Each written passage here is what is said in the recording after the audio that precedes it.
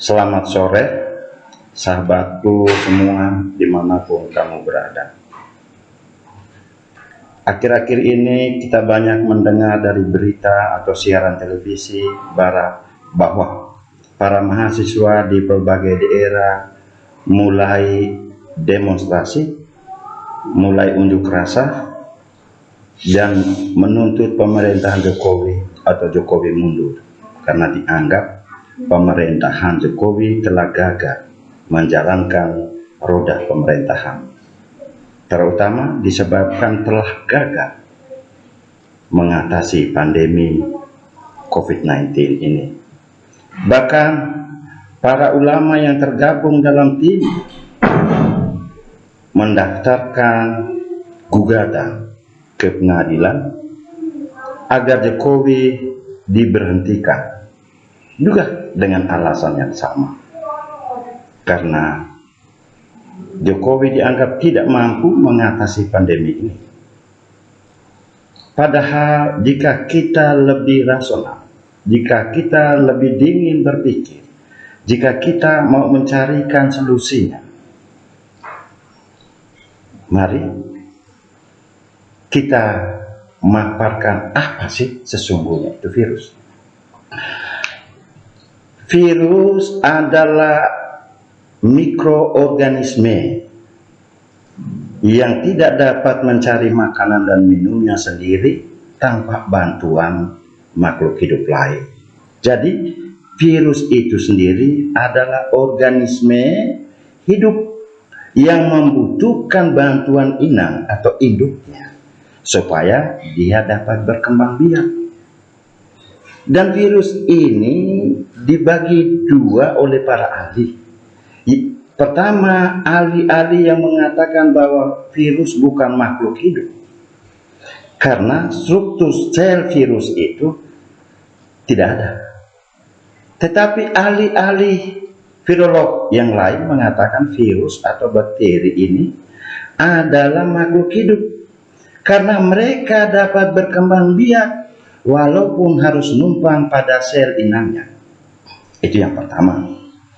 Dan harus kita sadarin bersama bahwa virus ini tidak hanya menular di Indonesia. Virus menular hampir di seluruh dunia. Ada kisahnya begini ya. Virus itu mulai diketemukan oleh manusia persisnya 1400 tahun sebelum Masehi. Kalau jumlah sekarang sudah 3421 tahun. Yakni pada saat itu virus mulai menyerang sapi. Dan dari sapilah virus menular atau menginfeksi manusia. Salah satu korbannya adalah Raja Ramses. Siapa itu Raja Ramses? Adalah Raja Mesir kuno, Raja Ramses V. Manusia menemukan antivirus juga sejak tahun 1000 sebelum Masehi itu, yakni dari nanah darah sapi itu. Jadi vaksin itu juga sudah mulai dari Mesir kuno, yakni 1000 tahun 1000 sebelum Masehi. Nah, jika kita mempertimbangkan alasan-alasan ini,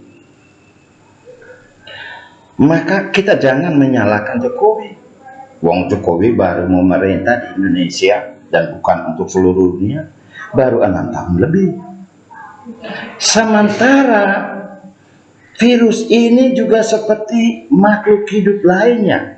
Dia membutuhkan habitat yang aman, habitat yang nyaman, supaya dia dapat berkembang biak. Karena semua makhluk hidup pasti mempertahankan hidupnya, pasti survival, berjuang untuk survival, berjuang untuk melangsungkan kehidupannya. Solusinya apa sih sebenarnya? Nah, solusinya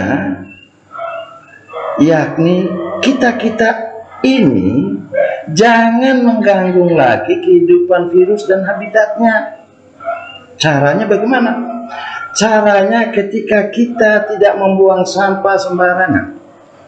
Caranya ketika kita sudah menghemat energi listrik dan air. Ketika kita mulai memungut sampah di danau, telaga, sungai, dan juga pantai bahkan samudra. Agar apa? Agar ketika kita melihat ke daratan, di sana terdapat rerumputan dan pohon yang hijau. Dan ketika mata kita memandang ke danau, sungai, bahkan samudra, di sana kita menemukan air yang jernih. Dan ketika mata kita menengadah ke langit, dan kita menemukan langit yang biru, di sanalah alamnya untuk semua makhluk hidup, termasuk virus, akan bersahabat. Kenapa saya mengajak begitu? Mengajak demikian. Jadi ketika kita mempersalahkan orang lain akan virus ini, itu sesuatu yang terlalu ego. Salahkanlah diri kita masing-masing. Ketika kita introspeksi diri, bahwa kita tidak pernah bersahabat dengan alam, disitulah letak virus, dan terus virus akan muncul. Maka mulailah hari ini, kita harus menjaga kebersihan rumah kita, kita harus menjaga kebersihan lingkungan kita, kita harus menjaga tatanan dunia yang lebih lestari. Maka semua makhluk hidup, termasuk virus. Apa sih makhluk hidup itu? Tidak lain adalah kita manusia, hewan, tumbuhan, dan organisme hidup, termasuk virus. Di situ mereka akan hidup nyaman, tentram, dan damai. Secara ilmiah memang virus itu ditemukan oleh Dmitri Ivanskoy pada tahun 1892. Dan virus itu sendiri jumlahnya jauh lebih besar daripada jumlah manusia, bahkan spesies lain. Wong jumlah spesies virus aja tercatat dalam literatur sudah 6.000. Inilah kalau kita mendalami dari jumlah spesies, maka di situ kita menemukan bahwa inang yang menghidupkan virus itu punya kisaran berbeda. Ada inang yang dipergunakan oleh virus hanya mampu menginfeksi beberapa atau satu. Ada juga inang yang menghidupkan sel untuk berkembang biaknya virus, bisa menginfeksikan dan penyebaran banyak. Dari delta variasi fisik virus itu disebabkan oleh inang, bukan oleh virus itu sendiri.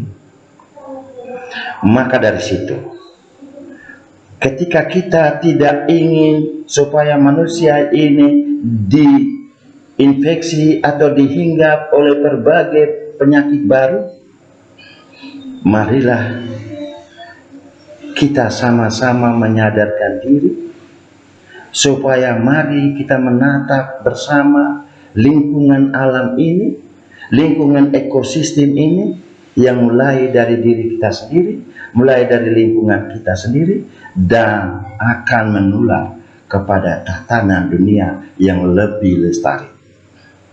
Sekian dan terima kasih sahabatku.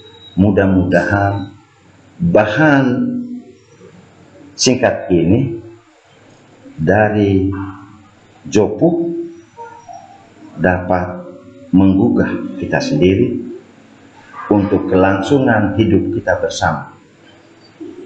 Terima kasih.